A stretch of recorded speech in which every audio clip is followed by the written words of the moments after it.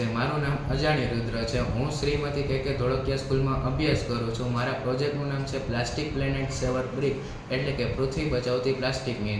આ પ્રોજેક્ટનો મુખ્ય હેતુ એ હતો કે જે તેના સમયમાં આપણે જોઈએ છીએ કે પ્લાસ્ટિકથી ઘણું પ્રદૂષણ વધે છે, તો તે પ્રદૂષણને અટકાવવા માટે મેં આ ઈંટો બનાવેલી છે।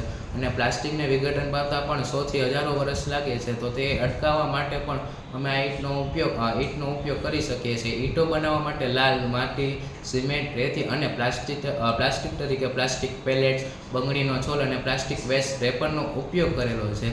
ઈંટો બનાવવામાં મેં એવું કર્યું છે કે જે લાલ માટીની ઈંટ છે તેની વચ્ચોવચ્ચ અમે 300 થી 400 ગ્રામ જેટલો પ્લાસ્ટિકનો ઉપયોગ કરેલો છે। તે પ્લાસ્ટિક છે તે ઈંટની અંદર સમાઈ જાય છે, એટલે કે ઈંટનું ફિનિશિંગ સરખાઈ રહે અને તે ઘર બનાવવામાં ઉપયોગી રહે।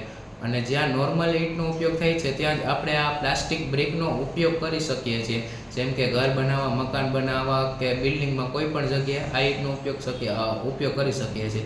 અથવા તો આપણે આ ઈંટને બ્લોકનો શેપ આપીને ગાર્ડનના બ્લોક તરીકે ઉપયોગ કરી શકીએ છીએ। અથવા તો જે રસ્તાના ડિવાઈડર હોય છે, તે વેસ્ટ મેનેજમેન્ટ છે, તો તે ડિવાઈડરમાં આપણે આ ઈંટનો ઉપયોગ કરીને વેસ્ટ મેનેજમેન્ટ બનાવી શકીએ છીએ। અને મેં પ્લાસ્ટિક પેલેટ્સનો ઉપયોગ કરેલો છે। જો 1 kg પ્લાસ્ટિક પેલેટ્સ બનાવવા માટે ફક્ત 150 ગ્રામ કાર્બન ડાયોક્સાઇડ વાયુ ઉત્પન્ન થાય છે, પરંતુ જો નોર્મલી 1 kg પ્લાસ્ટિકને સળગાવીએ તો તેમાં 3 થી 4 kg કાર્બન ડાયોક્સાઇડ વાયુ ઉત્પન્ન થાય છે, પણ તે પણ એક સારો એવો બેનિફિટ છે।